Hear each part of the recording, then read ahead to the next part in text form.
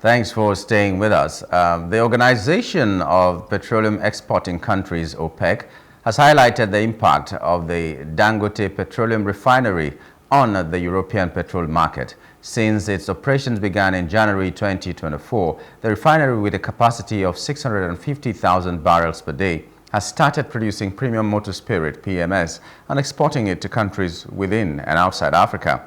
OPEC noted that the refinery's output has reduced Nigeria's reliance on imported fuel, affecting the flow of petrol from Europe to Nigeria and influencing international gasoline markets. OPEC's report indicated that the operational ramp-up at the Dangote refinery is likely to exert further pressure on the European gasoline market, as Nigeria, a country that previously depended heavily on imports, is now producing its own fuel. This shift is expected to lead to adjustments in the flow of gasoline volumes globally as the extra petrol production from Nigeria seeks new destinations. The report also mentioned that gasoline inventories at key European hubs remain high, with winter season demand exerting additional pressure on the market. Now, in addition, OPEC provided updates on Nigeria's oil production, revealing a slight increase in crude output to 1.507 million barrels per day in December 2024. The Dangote refinery, which is now one of the largest refineries in the world, has an impressive refining capacity that surpasses the biggest refineries in Europe, such as Shell's Pernis refinery in the Netherlands. This expansion of local refining capacity is expected to continue reshaping global fuel supply dynamics. Our guest this morning is Mr. Agule, an energy expert and public affairs analyst. Good morning and welcome to the program, sir. Well, Mr. Nymgul, and good morning to our viewers globally. Okay, we're expecting Mr. Damilare Onyola, an energy expert as well, to join us. But for now, we'll begin without him. And as soon as he's able to join us, we'll bring him on as well. So now, Dangote, which is projecting that by June, they are going to have the full capacity of their refinery running. The 650,000 barrels a day will be consumed by Dangote, and they're saying that they can have this. But this information by OPEC that it is influencing and disrupting the European market, what does it make you feel like, Nick? Thank you very much. So, this is expected because before the coming on stream of Dangote refinery, the world had a global refining capacity, and the world also had a global consumption of petroleum products capacity. And with Dangote coming into the fray with 650,000 barrels, that has increased the global refining capacity and is also going to take part of the global consumption of petroleum products from the existing refiners, because the world is not going to experience a jump in consumption just because Dangote has come on stream. So Dangote is going to take the market share from the existing suppliers. So what is happening now was expected, and the very first big chunk of market share that Dangote has taken is the Nigerian market. A market of over 200 million people. You know, and there are not up to 10 countries in the world that have a population of 200 million. So that's a big market. And I hope I'm right on that. I stand to be corrected. But I think there are not up to 200 countries. I mean, there are up to 10 countries in the world with 200 million people. So it's a market you can't ignore. If you take that market from the existing suppliers before Dangote came on stream, it will affect them. There's no doubt about that. So for me, I see this as unexpected news, and it is good for Nigeria. It's good for the Nigerian economy that we can at least for once now begin to refine petroleum products. Not only is that bringing us to petroleum products security and sufficiency, it also impacts positively on our economy in terms of job creation, the taxes that are paid to government, and every other economic activity that comes with the refinery. But when we were importing these refined petroleum products, they were cheaper. And that is giving me a cause for concern. Even if the employment will go up because of Dangote, the value chain and all that, it will provide a lot of employment for Nigerians and all that. But everybody who is employed will just have their money sucked from under them in a jiffy, because the price of fuel has gone up and almost everything is tied to petroleum products or petrol as it is. So of what advantage is it, apart from the fact that we can beat our chest and be proud that we are producing our own oil, when the impact is not being felt by the people? Okay, so we have to give credit to where credit is due, and then we'll talk about the issues arising. So the first big impact of the coming on stream of the Dangote refinery is that we are no longer sourcing for dollars to go abroad and buy petroleum products. So that is having an impact. I hope it is having. So far it's not showing, but at least we are not draining our foreign reserves to go and import petroleum products. That is the first thing. And then of course we'll discuss about the other economic effects like job creation and all of that, and revenue to government coffers.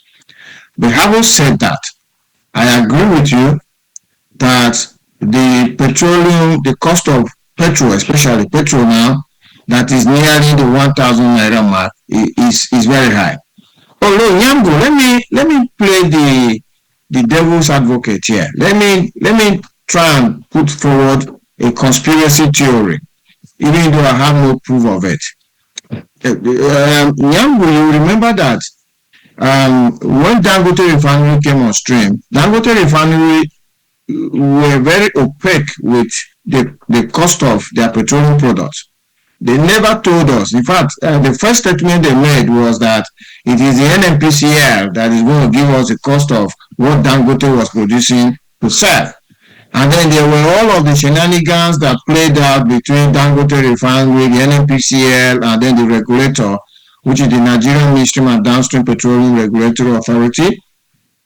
And then finally, the NNPCL now put out a template. And they put out this template and said, oh, this template was based on us Nigerians buying petroleum products at Platt. And Platt is the international price at which petroleum products are sold. So they brought this template and say the cost of a liter of petrol at Platt is like this. Then they used the worst exchange rate possible as at that time, which was 1,600 and something, and converted that Platt to give us a price, and then added all sorts of charges to it. And then they now came up with this 950 naira, if I remember well, for the petroleum, for petrol at the pump in the Lagos area, and then more than 1,000 if you go further inland in Nigeria.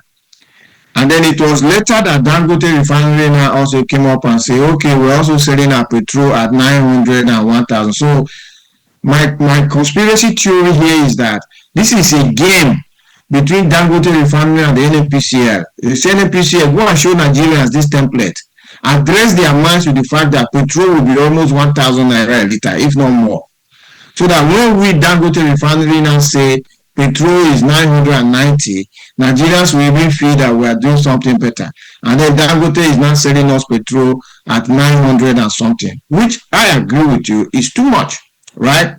But Nymgul, we are going to be in this position until Dangote gets competition.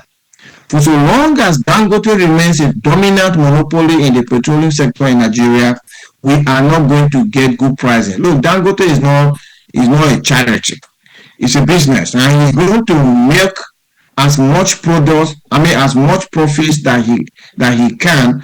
until he gets competition. And this is why, for me, the fact that President Tinubu is dragging his legs about Nigeria's 4 refineries is a painful episode for me, because the president couldn't come on the first day or on his inauguration day and say that fuel subsidy is gone, and he hasn't touched the NNPCL, which is the cost of that fuel subsidy in the first place, right? So it's either the president should have refurbished the president should have refurbished the management of the NNPCL, right? Or he could have done a structural change in the NNPCL, like taking NNPCL to the capital market so that it becomes a private sector company.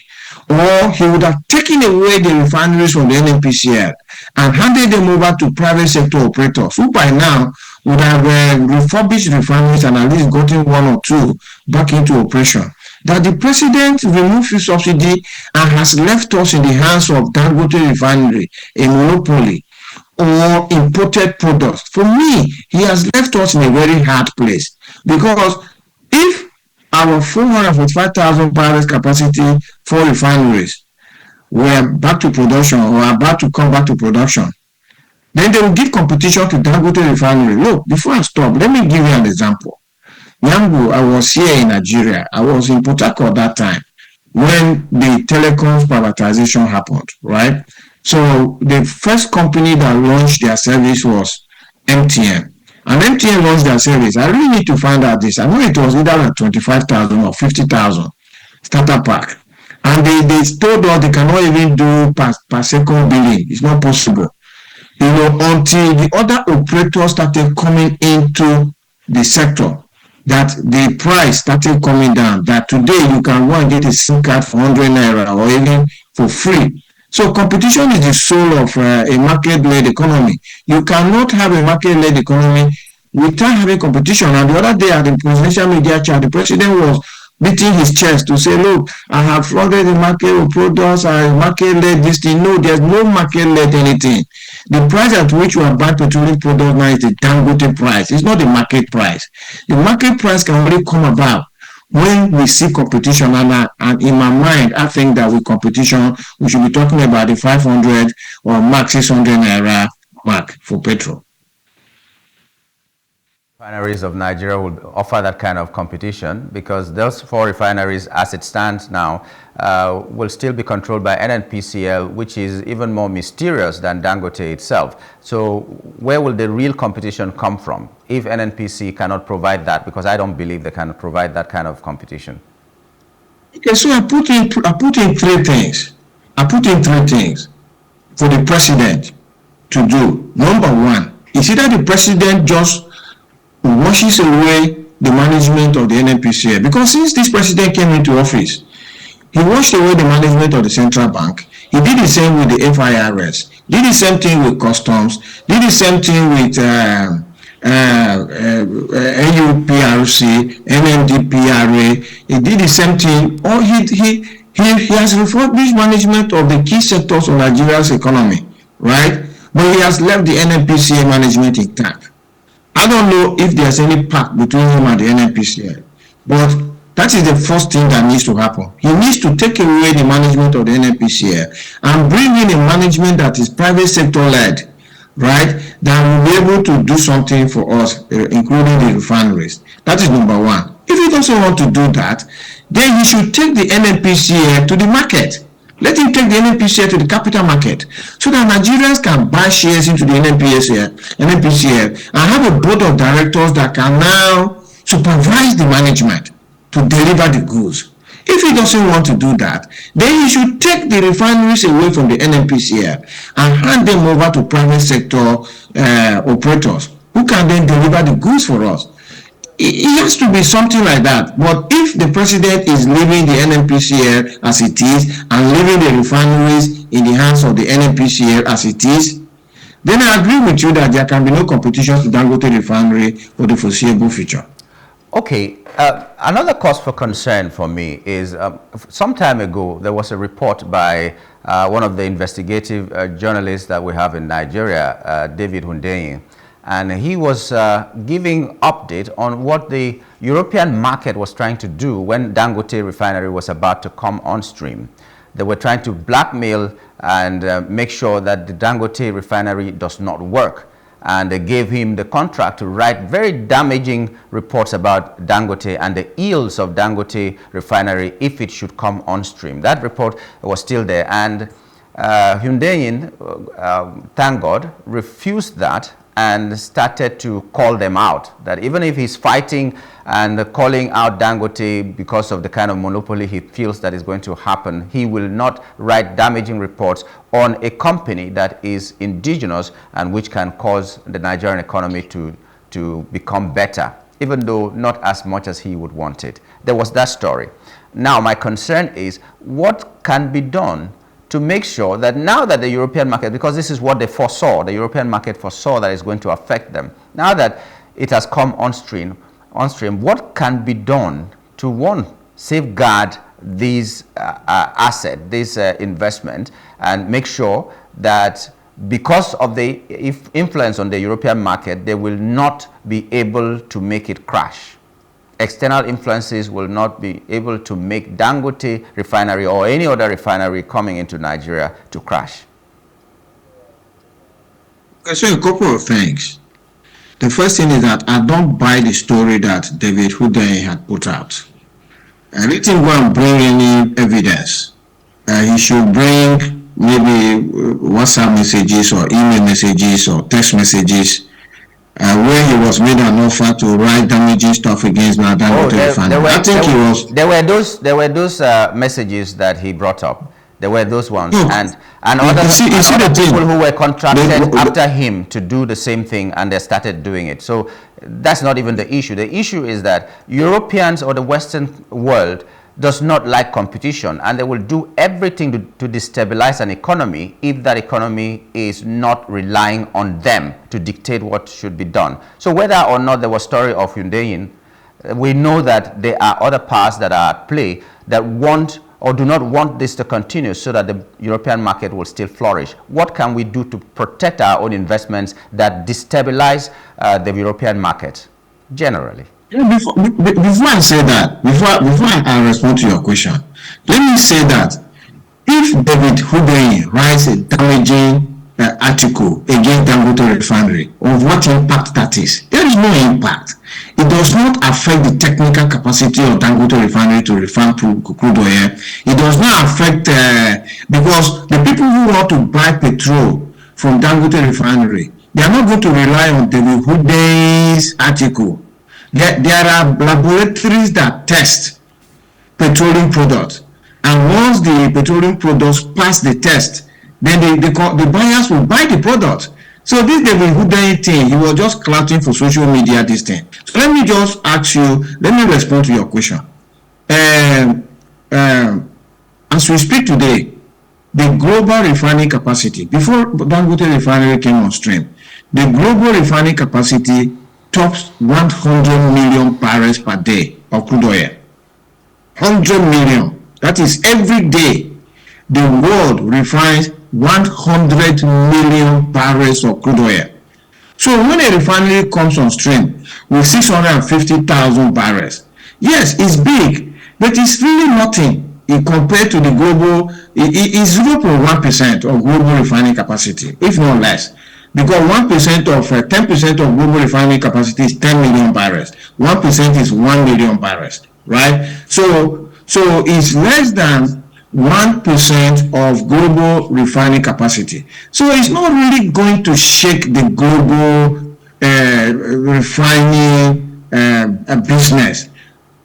But having said that, if the Europeans don't want to buy petrol from Dangote Refinery, which of course is not even true, because as we speak now, I think Transfigura and BP, they are buying Dangote Refinery petroleum products. But assuming they didn't even want to buy, then Dangote Refinery has the Nigerian market to fulfill. It has the neighboring markets to Nigeria to fulfill. Because remember that there has always been the story that when petrol comes into Nigeria, it is smuggled onto the West African coast and then smuggled down the the other African countries going further down south or east. That is the market for Dangote Refinery to now supply to. So I don't think Dangote Refinery business is threatened in any way by anybody, because it is a refinery, it is a new refinery, it's got economies of scale. That means they can refine more cheaply, since the equipment require less maintenance and all of that. And Dangote has never complained that anybody has sabotaged his effort. So for me, these conspiracy theories are neither here nor there. Dangote is in business, and he has been selling his products both within and outside Nigeria. Yes, he's in business now. The story I gave you was to make sure his refinery never comes on stream. It was long before he began operations, and it was further almost confirmed by the shenanigans that were going on before he took off eventually. But I've just sent you a story that you need to read on, and that will back whatever I said, and you see for yourself whether it was something that could have given us worry or not. And this is what I'm talking about, patriotism, and what we should do to make sure that our own remains our own. We've seen insurgency, we've seen a lot of banditry and all that, and it's happening in countries and states within Nigeria that are having the mineral resources that could have made us a better country. And these things, the conspiracy theory is that they are being sponsored by people who want to mine it illegally, and there are foreign bodies that are responsible for that. So we know these things, that there's power play. Every European country wants an African country to still remain colonized economically and all that. Whether we like it or not, is something that is always going to happen. But our country needs to do something to always protect our own local investments, and that's the concern I was worried about. Whether it is 1% or 0.5%, our own is our own, and it should stay that way. But we should also look for a way to make our lives better. That was my concern. But I think we'll skip this matter for another day and still discuss it, because competition that you mentioned is a very important thing. Let's begin to look at ways that we can bring that competition to bear and make the president do the right thing. If it is going to be private sector driven, to make sure that competition comes, fine. If the government can do something and make sure their refineries work and there will be competition because of that, fine. All we want in Nigeria is the affordability for petrol, which our economy hangs on, the affordability for energy like power, which our economy also hangs on, and so many other things that we need in this country. But as usual, we like your insight, and we're very thankful that you were able to come on the show this morning. Thank you very much, Mr. Agule. Thank you, Mr. Nymgul, and thank you for sending the article to me. I'll take a look, and then we'll discuss it at the next interaction. We will discuss it, definitely. Thank you so much. All right. Okay. We've been talking to Mr. Nick Agule, an energy expert, oil and gas, and then he's also a public affairs analyst. He was here yesterday, and he's still here today, and would like to thank him for being this reliable. It's not part of the program, but we like to recognize when people are always there whenever you call on them. So thank you, Mr. Nick Agule. We'll take a short break. When we return, Wike revokes land of governors, senators, other political elites. That will be our topic of discussion. Stay with us.